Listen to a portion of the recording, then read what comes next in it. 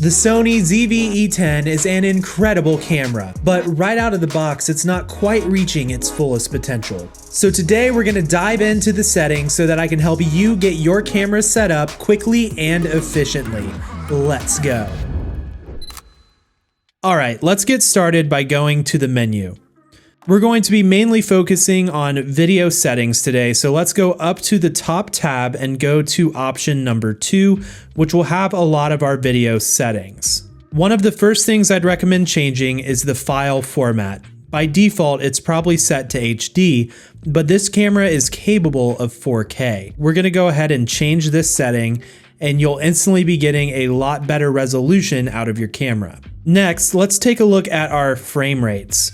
In 4K, we have the options of 30 and 24. I recommend 24 as it will give you a more cinematic look, and choose the 100M option as it will give you more information in your video clips. And now let's move up to shoot mode. By default, yours is probably set to intelligent auto. This is a great option if you're getting started and don't know a lot about camera settings. In this mode, the camera is going to be making a lot of the decisions for you, and it generally does a pretty good job.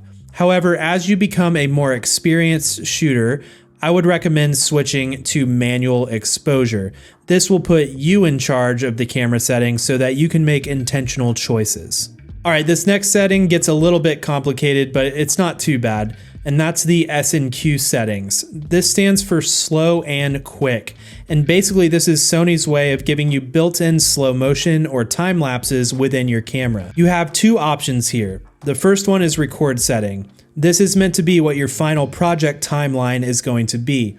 I would recommend doing 24. Your frame rate is going to be how slow the footage will be, or how fast. 120 being the slowest, and 1 frames per second being almost like stop motion time lapse. I recommend keeping this at 60 if you want to get nice slow motion. 120 will be really good if you want super slow motion for, action sports, but for most general things, 60 is slow enough. And then if you want to access some time lapse stuff, I would do 2 or 1.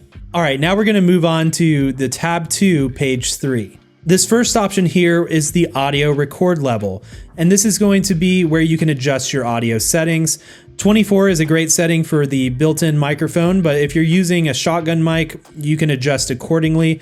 I think that the best case scenario is to try to aim to get your levels around -12 decibels. This way you can raise it up in post without it distorting. And just a little below that, we have Steady Shot. Steady Shot is a great option that a lot of Sony cameras have, which will help stabilize your footage. If you're shooting on a tripod or a monopod or other things that keep your camera stable, I would just leave this off. But if you're shooting handheld footage, you can experiment with both standard and active. One thing to be aware of is if you switch to active, you have a massive crop on your footage. Notice the frame here, how there's nothing in it. But if I go back to Steady Shot and turn it off, you can instantly see there's more in the frame. It's about a 45% crop, so it does stabilize the footage, but you do sacrifice a little bit of your frame. All right, now let's move on to tab 2, page 4. And on this page, we're gonna move to this emphasis during record setting, and you'll wanna turn this on. What this means is that when you hit record, a red frame will display around the screen indicating that you're recording. And a little below this, we have the movie with shutter option. I would turn this on as it will allow you to activate your movie recording with the shutter button. All right, now let's move on to page 7 of 9. Here we have some options for our screen monitor display. Let's go to the grid line and turn on the rule of thirds grid. This will display 2 horizontal and vertical lines, creating a rule of thirds grid, which will help you compose your shots while filming. And on page 8 of 9, we have a lot of customization features, which I'll get to in just a little bit. But for now, let's go up to your top tabs and go over to the settings tab to page 1. Here we're going to change something very important, the power settings option. Power save start time is how long it takes for your camera to fall asleep. I recommend 5 minutes. And here is a very important setting, the auto power off temp.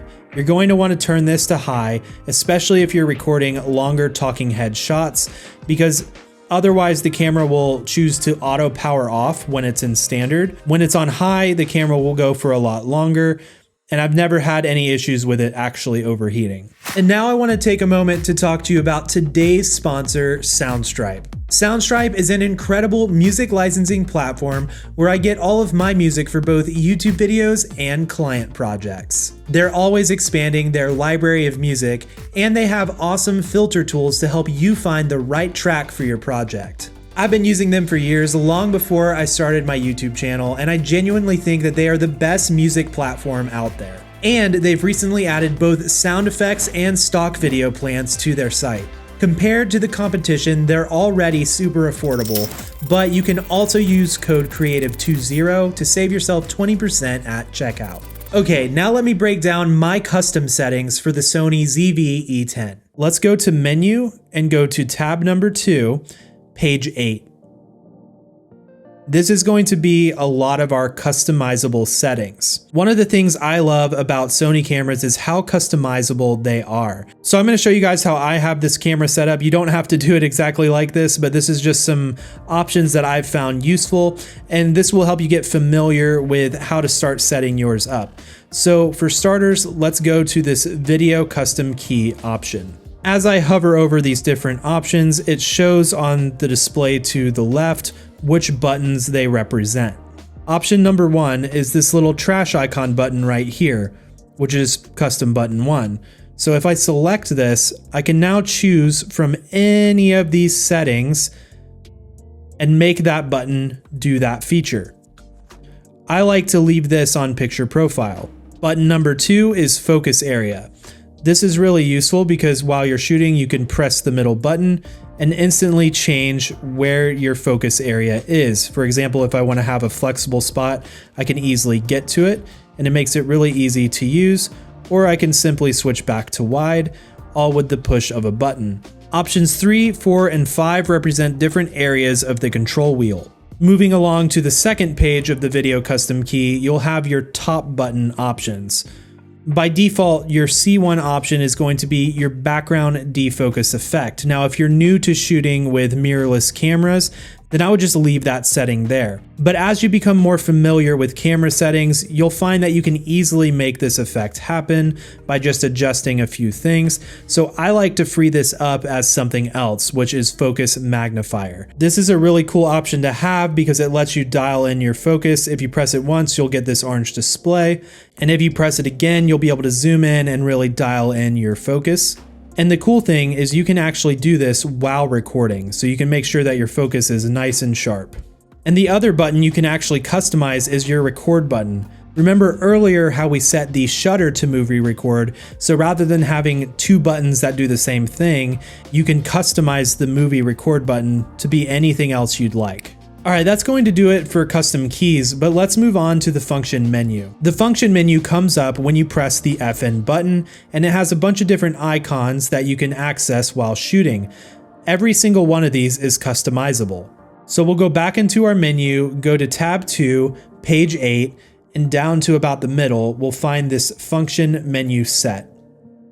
Once we access this, we'll see this top row of our photo function menu and this bottom row of our video function menu.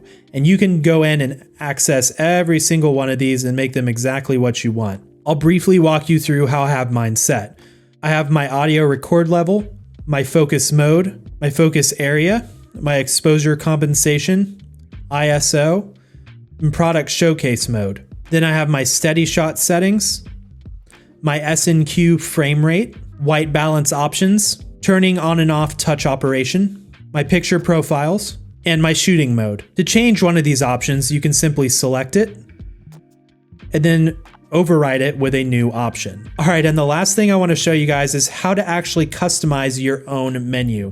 So go up to your tabs at the top and go all the way over to the star icon, which is your favorite menu settings. Here you'll be able to customize menu options that you tend to find and use a lot so that you don't have to scroll through all this stuff just to find something. Instead, you can save it here and easily access it. In order to customize this, simply go over and choose Add Item. Here you'll be able to select any item that you want, and you can choose where in the menu it's going to be, and it gets added. And if you want to delete an item, you can simply go delete item, choose the item you want to delete, choose to delete it, and now it's gone from the menu. One of the options I recommend having in this menu is your format option. This is going to allow you to quickly go and format your card when you're ready to start shooting, and you don't have to scroll all the way through to find where that option actually is. You can simply go to your favorites menu and it's right there. Another great option to have here is your custom key settings, especially as you're getting familiar with your camera and learning how you want to have it set up.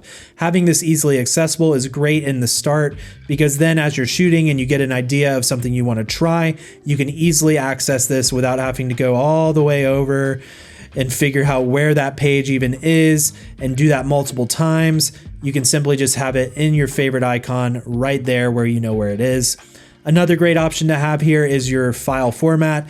That way, if you ever need to quickly change your video resolution, you can do it here. This is a power-packed camera. There's a lot of stuff this thing can do, and hopefully this gave you a good idea of how to get started with yours so that you can start creating some awesome content. Dialing in your camera settings is a great way to get started, but you can take it a step further by pairing the ZVE10 with some incredible accessories. You can check those out by continuing on to this video here. And as always, stay creative. Peace.